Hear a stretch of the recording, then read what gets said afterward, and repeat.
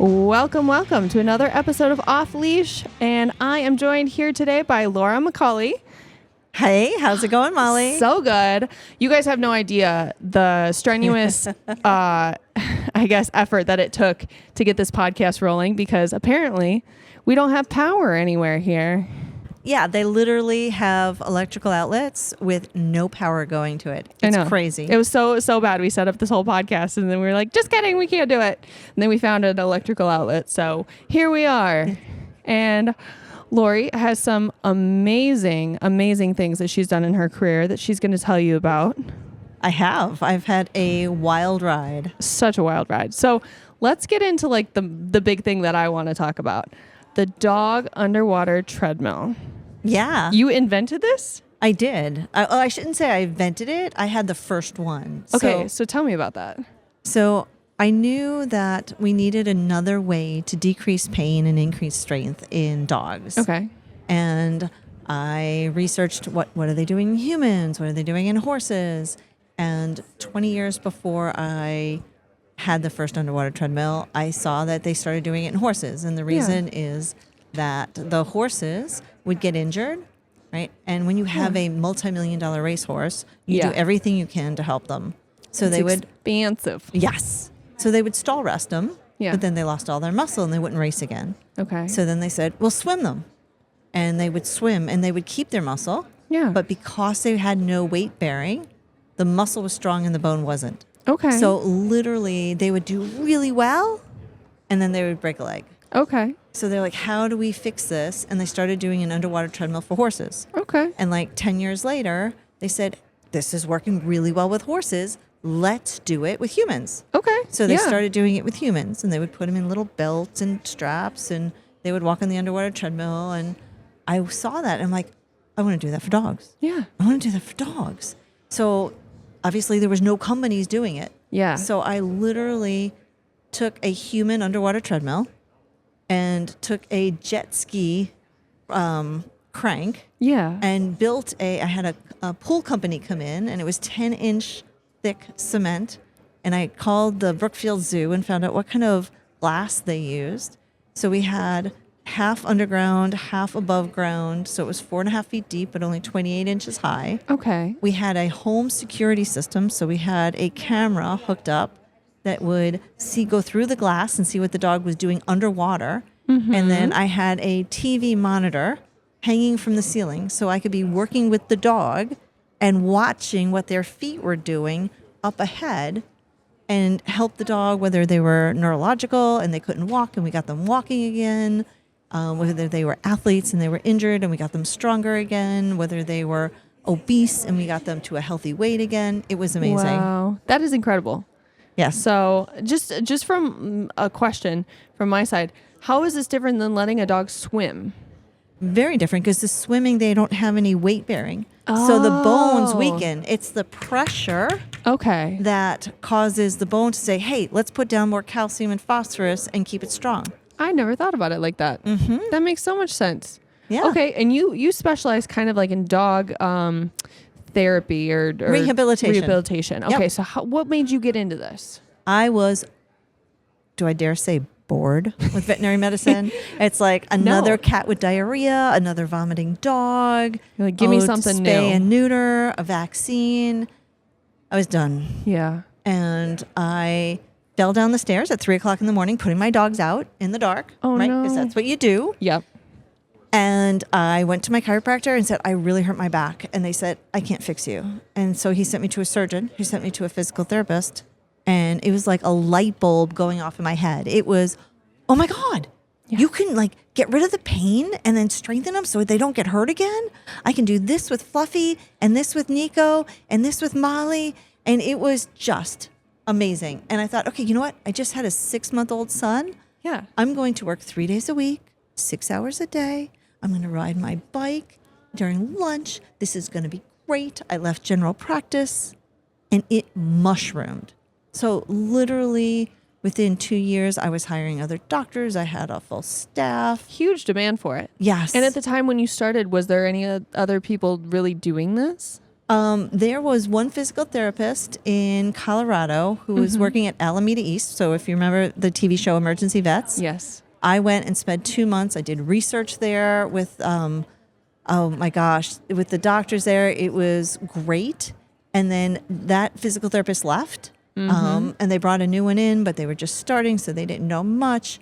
And that was it. Wow. That was it. So yeah, so I started it, and it just took off. We had dogs. We had a wall of fame. So all of the pictures of the dogs that were told, your dog will never walk again. And we got them walking, and it was amazing because we'd get them trotting back into the neurologist who said, yeah, you had surgery, but they'll never walk again. Oh my So it was amazing. I can't believe people are spending money on surgeries knowing that their dog's never going to walk again.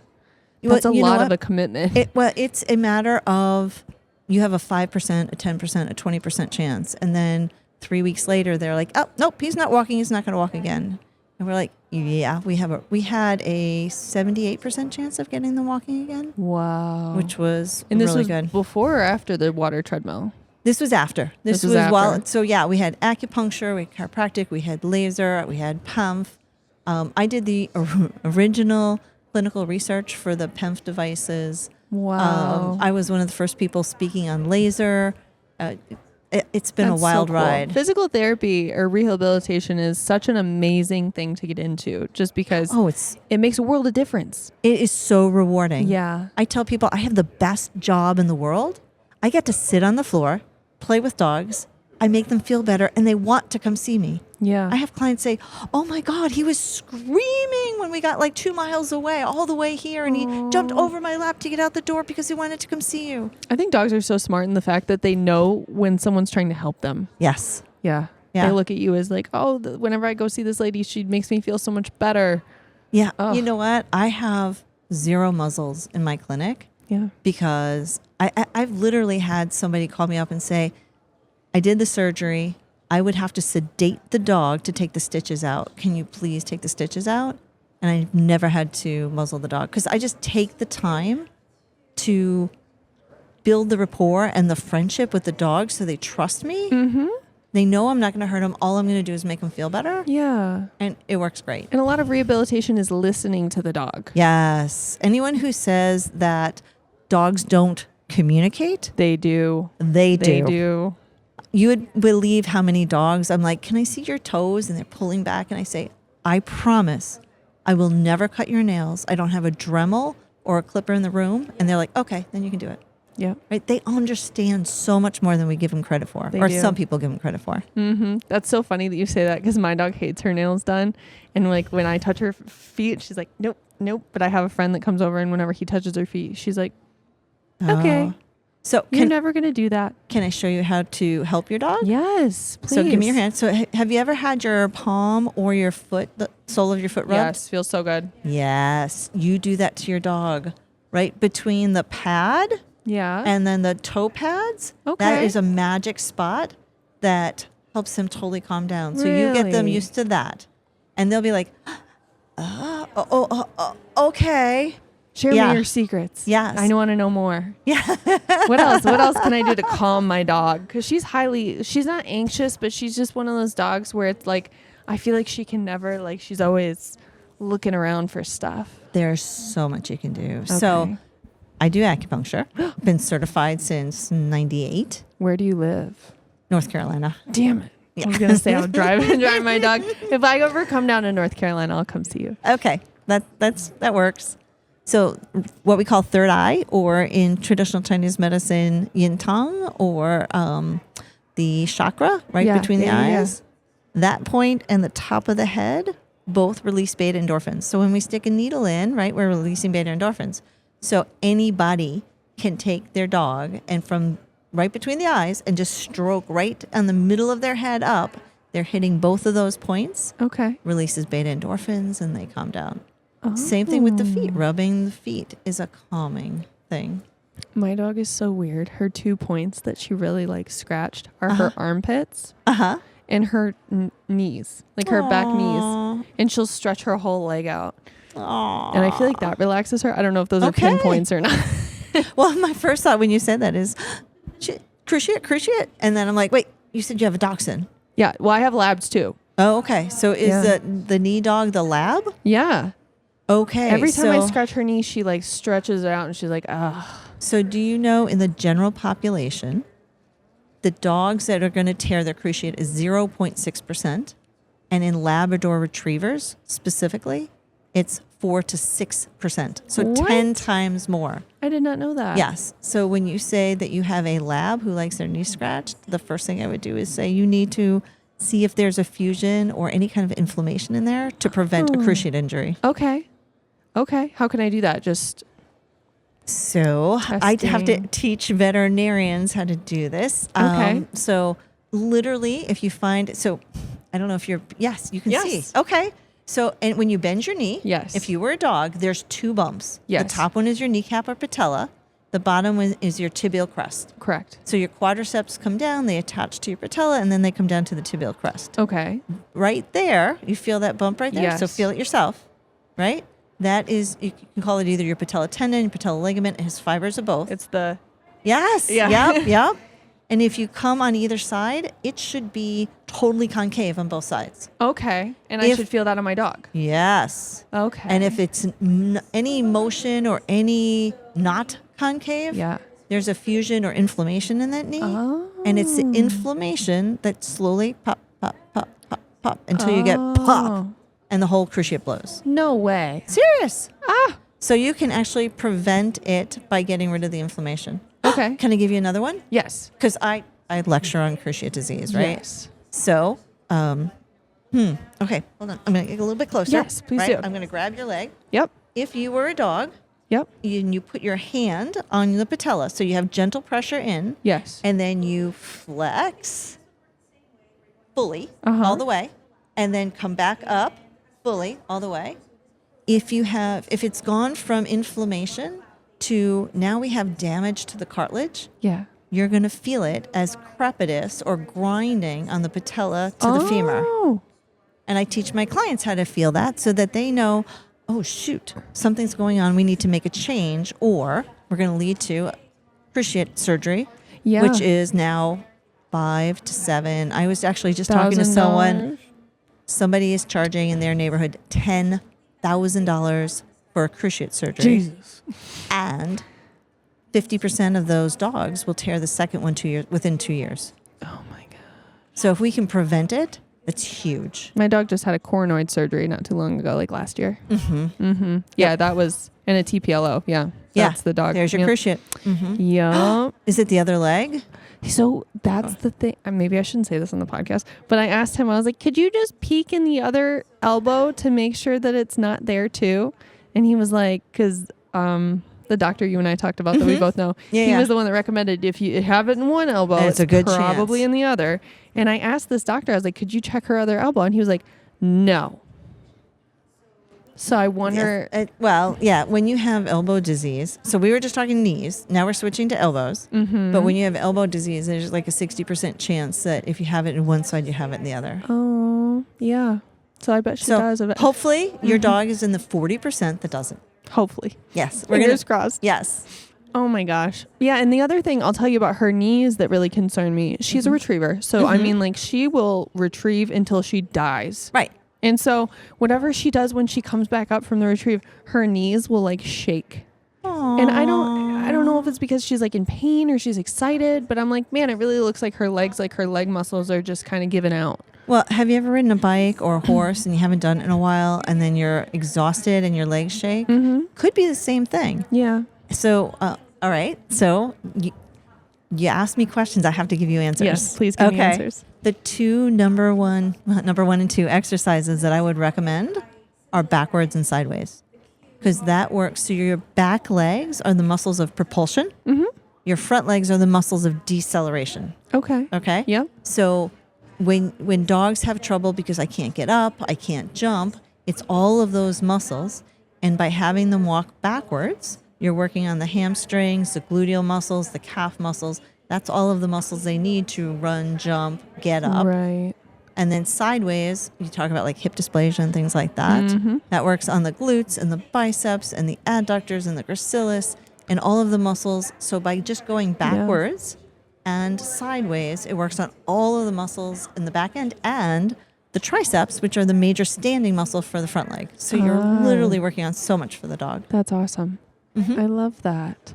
So tell me about like if I was a person that thought that my dog needed rehab, is it just for surgery or is it for dogs that just give me the lowdown here? Okay, lowdown. So I have worked with breeders. So when they have their puppies, but they want, most breeders, if they're breeding, they are breeding to sell the puppies, and they want the puppies to either be athletes or conformation dogs. Right.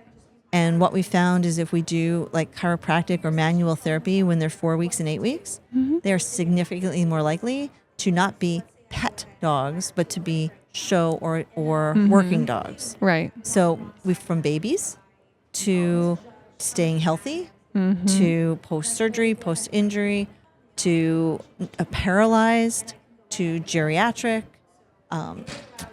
and There's so many. it's always better to find problems when they're small problems and get rid of them. Okay. So they don't lead into anything. Right. Than waiting until, oh, my dog is lame, and now it's a big problem. Right.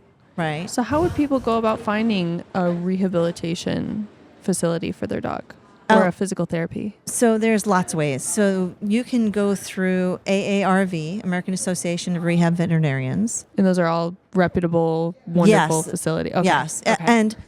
And there's different levels, right? So I am board certified in sports medicine and rehab. I've been for over a decade. But there's less than 130 of us in the world. Wow. Right? And then you have your certified. You better find your successor. Yeah.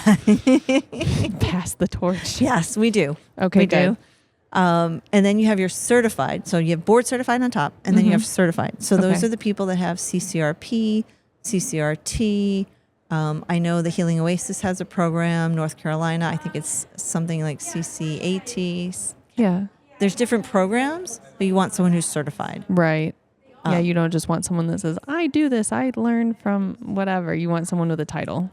Yes. Okay. Yes. That makes so sense. they've gone through the schooling, they've passed their exams, they've done their internships. Yeah. They have a lot more knowledge base. Okay. So do you know of any in Michigan?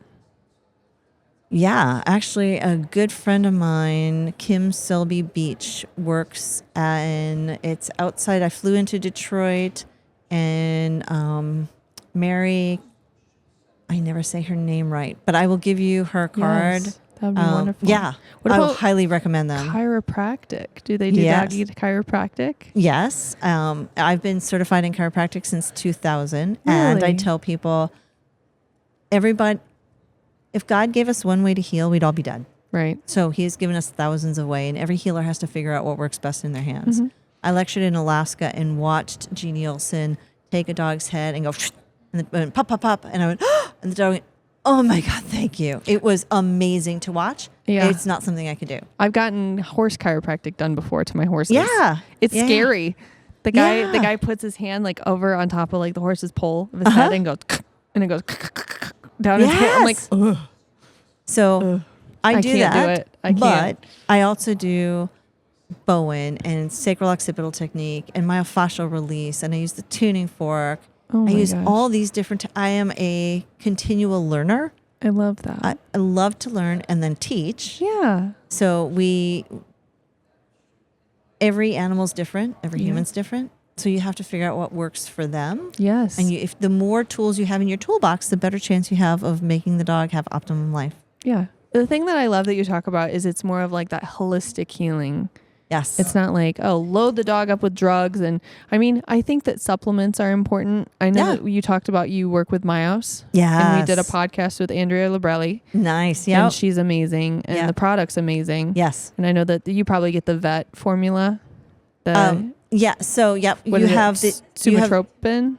There's fortitropin. Fortitropin, that's it. Which is the active ingredient in regular Myos. And then you have the vet strength, which is fortitropin with 3 branched chain amino acids. Yeah. So those. Green sea lip muscle? Sea lip muscle? Nope, that's a different one. Okay. So in the vet strength, it is leucine, isoleucine, and valine. So Okay. those are the 3 amino acids that help build muscle. And then they also have a product which is fortitropin with greenlet muscles, which is great. It's like one of the top supplements for arthritis. Yes. That's what I'm trying to get on for Yeah. my dog. Yeah, absolutely. Yeah. And they even have a human product called Yoked, which Yeah. I'm on. Oh, really? Oh, yeah, my gosh, 'cause everybody's I'm on older. This. I Well, love that. So that's what I was lecturing on yesterday was we see increase in myostatin. So myo means muscle, statin means stop, right? Okay. So So degeneration of muscle. well, it's your body stops you from being able to build it. Oh, And it's okay. from inactivity. Think of how many dogs are at home sitting while their owners are at work all day. Mine right now. Yeah. From injury or surgery, Yeah. just from aging, Yeah. and kidney disease. Yes. All of those things significantly increase myostatin, which causes chronic muscle wasting. Right. Right. So even just aging, you lose up to 25% of your muscle Right. just from aging. And it's because of this myostatin. And the Right. fortitropin, it doesn't stop, but it significantly decreases the myostatin. I don't know if Yeah. you've ever seen the animals that are like totally bulked up. Yes. That's if you knock out myostatin. Really? You don't want that. Right. You just want it to decrease so that it's at a healthy level. Right. That Yep. makes total sense. Yeah. Wow. You know so much. You're like a human dictionary. I love this. I know an awful lot in a very small area. I Don't- love it. Don't ask me about sports. Oh my gosh. I don't ask me about sports either. I'm not a sports person. I love that you're in sports medicine though. That's so funny. Well, it's dog sports medicine. Yeah. So like Rehab and sports agility medicine. dogs. Yes. Yes. Yeah. Agility. Yep. I have hunting dogs. So my labs are Nice. hunting dogs. Excellent. I know. And I try to do the best for them. The one that had the surgeries done, she has hip dysplasia. Mm-hmm. So I always think in my head, I'm like, maybe I need to do more for her. Maybe I need Backwards. to. Yeah. Sideways. Yeah. So even like my dog is one of few dogs in the world that can walk on a round ball, and he can do it forward, backwards, sideways, in both directions, spin and twirl. That's wild. Because he came to me and I said, you have straight knees, you have straight shoulders, you have a long back. You are not, I'm a rehab vet. You're not going to have an iliopsoas injury, a back injury, a cruciate injury, a shoulder injury. And I came up with the exercise program that he's on and Yeah. just kept taking it up and up and up so he could do that. Because I'm like, I don't want you to have hip issues. I don't want you to have knee issues. Right. And again, backwards and sideways for hips, super, super important. So important. It literally allows that hip to stay in. Right. So it's not creating the inflammation from having laxity. Do you have videos on this? On like how I to do. Where can I find them? So I own Optimum Pet Vitality. So that is Okay. my company. Beautiful. And the exercise for pet parents, the course is called Core and More, foundational exercises. Okay. Get it? Core Yeah. and More. Yeah. And there's 24 exercises on there. And that takes you everything from rhythmic. Okay, so we're on video. Rhythmic stabilization. So don't move. Yeah. I'm going to push you. Don't move. Okay. Don't move. Good. Don't move. Good. Don't move. Good. So Yeah. you actually have a really strong core. Yeah. A lot of people I move and then literally within one or two turns of pushing, then they're stable. And by just doing that, we're turning on the core muscles. Yeah. So we start with that with dogs, and then we work up, like I said, 24 exercises safe for 16-week-old dogs to 16-year-old dogs, from couch potatoes to athletes, because we have all kinds of Yeah. challenges in there. That's amazing. And it's just Yeah. like an online It's online. thing that you can download. Yeah. Okay, give it to me one more time. Give it to the listeners. So the name of the company is Optimum Pet Vitality. Optimum Pet Vitality. Is it optimumpetvitality.com? Yes, it is. Awesome. Yes, Okay. thank you. Do you have Instagram? Yes, we have Instagram, Beautiful. Facebook, LinkedIn, YouTube. We have Awesome. it all. I will be looking at all of it. I Yep. cannot wait. We have lots of videos and lots of like how-tos on Yeah. YouTube, which is great. That's amazing. I think that it's very important not only to do the work that you do, but to share it with so many other people to do it at Yes. home. Because you can only touch so many dogs, but to put that information out there and give people the option to do it at home. That's so funny you say that. Do you know what my mission statement is? What is it? Empowering people, optimizing pets. I love that. That's so good. The more I teach, in fact, I tell my clients, I tell them lovingly, I want to teach you as much as I can so that you can do more at home, so I can see your dog last, not because I don't Yes. love you, but so that I can have you take care of Fluffy and I can take care of Sadie and add more into my, because there's only so many dogs you can. And I tell people, like, I teach, like I'm here lecturing Yeah. because if I'm home, I can work on 10 dogs a day. But for every 10 people I teach to do what I do, That's 100 dogs a day. Yes. And I've been blessed to teach thousands. That's So amazing. It's so heartwarming. Yes. I think that this type of medicine, well, I think a lot of people sometimes kind of like scoff at it because they're like, is this really medicine? This is the most holistic, easy way to treat your pet. Mm-hmm. And we have a saying in the dog food, treat the treatable, prevent the preventable. Yes, absolutely. So this is preventing the preventable and obviously still treating the treatable. Yes. Because you're giving them exercises to do that is only going to give the dog a longer, healthier life. Absolutely. Longevity and health span. And health span. That's Yep. 100%. And quality of life. Quality of life. Yep. Which is so important. To give you an idea, the College of Family Physicians of Canada have a statement, right? So it has to pass a whole bunch of things before they can put out an official statement. Their official statement says, unless there's an acute trauma, moderate exercise not only doesn't cause arthritis, it actually increases physical function. It decreases arthritis. It decreases pain and is considered a highly underutilized form of pain control for osteoarthritis. I agree 100%. Yep. Okay, so another question, the dog treadmill. Yes. Can you buy that at home? You can if you've got a lot of money. How much is it? I have to ask. Like, I'd imagine like 10,000. Oh, no. More like, depending upon, so some of the less expensive ones, especially if you want the smaller ones for smaller dogs, are like 20 grand, but they go up to like 75 grand. Oh my gosh. Right. But if you want to be able to have it increase and decrease and have jets and be able to set it on your phone and have like 150 different patients where you can just say, okay, we're going to treat Sadie Sue today. Okay. And all of a sudden goes in and it has her different speeds and different water temperatures and all of that. Okay. So if you're broke like me and you can't afford that, where can I get my dog in a water treadmill? You're going to look and see who in your area has one. Okay. And again, you can go to AARV, the American Holistic Veterinary Medical Association, so AHVMA. Okay. Also has a list of people who do acupuncture, chiropractic, homeopathy, rehab, all of that stuff. Okay. So it's funny. I was just talking to someone back home that wants to get into like water therapy for dogs. If she wanted to get into this, or if someone listening is like, dang, that's a career path that I'd really like to get into. Yep. Do they have to be a veterinarian? They should at least be a veterinary technician. Okay. Right. And then if they wanted to go into a deeper program on this, how would they get into that? So once they're a technician, once they're a technician or a veterinarian, then they can go through the certification courses. Okay. So it's CRI, Canine Rehab Institute. That's the one I taught for 14 years. NC State has one. Tennessee has one. The Healing Oasis has one. The Chi Institute has one. So there's a bunch of different ones. I love that. Okay, I will pass this on to her. I'll actually send her this episode. Because I know that's what she really wanted to get into. She's like, I really want to do hydrotherapy for dogs. Absolutely. It's and I was amazing. Like, that sounds awesome. Yeah. Yeah. Perfect. Well, is there anything else you'd like to touch on with what you do? Oh my God, there's so much. I have one. I actually have a question. I watched, of course, I don't believe everything I see on the internet, but I watched a thing that said, like, if you think that your dog needs chiropractic, you can rub your 2 fingers down its spine, and if the dog like jerks, there's pain in the spine. Is this true? It's spasm. I mean, that's what you're creating. Yeah. So when I went to school, and this may be telling you too much information. No, tell me. When I went to school, and I graduated in 92, so a very long time ago. If we were taught that if you put pressure down on either side of the spine and the dog screamed, fell down, or tried to bite you, they were in pain. And I was never cool with that. Yeah. And I designed a test to see for pain. Okay. Where you literally have your hand first under the neck and then under the chest and then under the belly. And then on the top, you're gently putting pressure down, and you put a little more and more pressure down on either side. And the first thing that happens if they're uncomfortable is they contract their chest or abdominal muscles. So it's because you have your hand underneath, you can feel that.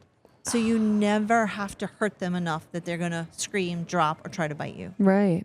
And I am so excited because multiple vet schools are teaching that now. That's awesome. Yeah, because one of my friends at one point in time, she's like, I don't think this dog feels very good. And I was like running my finger. I was trying the test and Yeah. the dog like jerked. Yeah, the And I back was like, hurts. Something's probably going needs on. chiropractic. I don't Yep. know. Acu, chiro, yeah. manual therapy, something. There's pain there and it needs to get fixed. Yeah, because chances are if you take this to your veterinarian, they're going to prescribe some type of pain Drug. medicine. Yes. Yes. Which is only going to put a Band-Aid on the problem. It's not going to Correct. fix it. Correct. Yeah. Yep. I actually have a friend that's going to physical therapy right now, and he was saying he's like, yeah, every time I went to my doctor and I told him I was in pain, he'd prescribe pain meds. Yep. And it wasn't until he had to advocate for himself, he was like, I don't want to take pain meds. I just want to feel better. What Yep. do I do? And then the doctor was like, oh, okay, fine.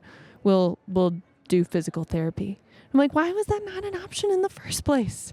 Yeah. But now because that it's he's easy. now that he's going there, he actually feels a lot better. Oh, yeah. Yeah. Because again, what happens? Not only do we mask the pain, not only do we get rid of the pain, Yeah. but then we strengthen you so it doesn't happen again. Otherwise, just like your friend, Mm-hmm. you give him the pain meds, right? They stop using the muscles. What happens? They atrophy or get weaker. Mm-hmm. And then he goes to move it. It happens again. Yep. And it's a cycle. And if Exactly. we can break the pain, I mean, that's what I live for dogs, right? Mm-hmm. Break the pain cycle, get them feeling better. They're more active because they're feeling better. They get stronger, so they're more stable. So they feel better, so they're more active. And we cycle them back up. Right. That's amazing. Yes. Oh my gosh, I love your job. It's the most rewarding thing in the world. If I wasn't doing what I was doing right now, I'd probably do what you do. It's That's- super cool. That's awesome. I Thank love you. it. Well, thank you so much for being on the podcast today. Yeah, this was a blast. Of Thank you. course. Thank you And for doing it. Of course, of course. Thank you for, honestly, this has been such a informational, I love the holistic side of things. It just makes me Mhm. feel so much better about treating my dog. Yeah. And remember, we are not here to tell you what you want us to hear. We are here to treat the treatable and prevent the preventable and be an advocate for your pet. Mhm. Absolutely. And we will catch you on the next episode of Off Leash.